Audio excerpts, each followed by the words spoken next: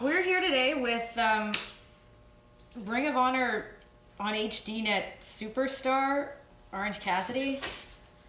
Well, the first question actually comes from me. Could you take your sunglasses off, please? We're indoors. I'm not gonna take my sunglasses off. I'll tell you what. You pop that shirt off, and I'll answer any question you want me to. Okay. The second. Hold on. I'm getting a time cue here. We're done. We're done with you today. OC. You're gonna go.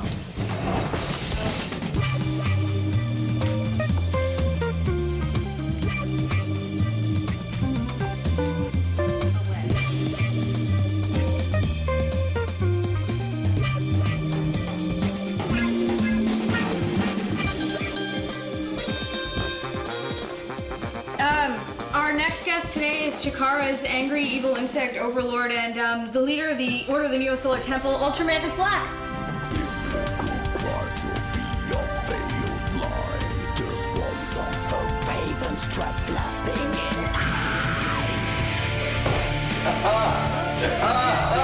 Oh, it's a pleasure to make your acquaintance, Miss Q. Yeah. Alrighty. What a delight. Thank you. Mwah. Thank you. Woof, woof, woof. Yes. Where are my dogs? Well, what a pleasure. Oh, thank you very much. Yes, Soy chai. Oh, delightful. Mantis, I'm gonna get right down to this. Please do. We have some questions from our viewers today. Yes. The first ones are pretty basic, so bear with me here. The first one's from Brian. Brian, yes. Devoted legionnaire. The Legion. How did you decide to become a pro wrestler? Well, Brian and Ms., I'd like to say this. It all started back in my younger years. I was working in front of the television set in my family room, the den, if you will, at home. And my parental figures, the mother and the father of the family, they were out doing the yard work. And we had a contraption, a gizmo, if you will, on top of our television set. This was before the days of the basic cable, you see.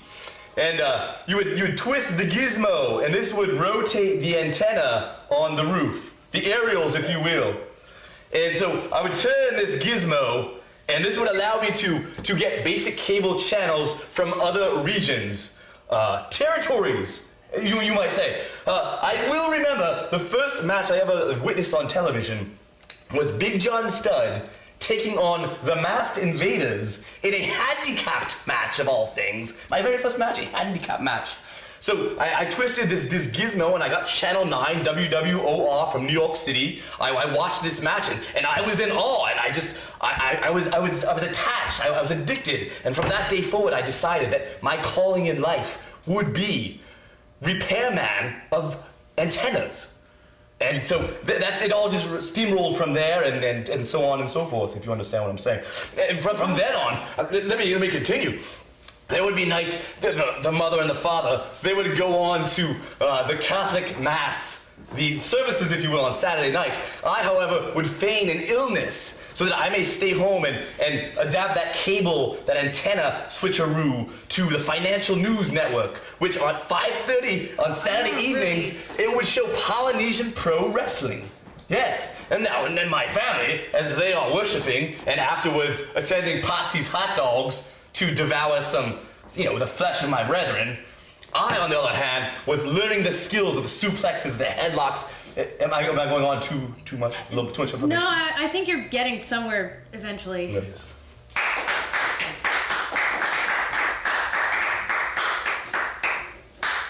Thank you, yes. Okay, kind of leading off from that, we have a question from a viewer, Aunt Harold. Yes. It's A-N-T, not A-U-N-T. Ah, really? Would you ever wrestle without your mask? What a ridiculous question, Ms. I might say that my mask is my identity, and my identity my mask, and therefore the answer would be no. Thank you. Can I touch it? Yes, please. Okay, we have another viewer question here. This is from Jeremy Normal. This one's actually kind of interesting. Normal, he was a wonderful character in the Garfield comic strips, Normal. It's adorable. go back in time, what would you say to UltraMantis before he was UltraMantis Black? If I could go back in time, if we had a machine, a contraption, if you will, and let me warn you, that has not gone unnoticed in the time travel, if it were. What I would say to myself, I'd have to tell myself, never give up on your pitching career for this wrestling business. It is a shady, shady, terrible, terrible, awful, evil, malignant business, and there's much more money to be had in throwing the old bean across the home plate. So I believe that's what I'd tell myself. That's depressing. This actually comes in from another viewer, Jerry. Just Jerry. What was it like wrestling Tracy Smothers in one of your first matches? Oh, a blast from the past, everyone. Yes. Oh, you know him.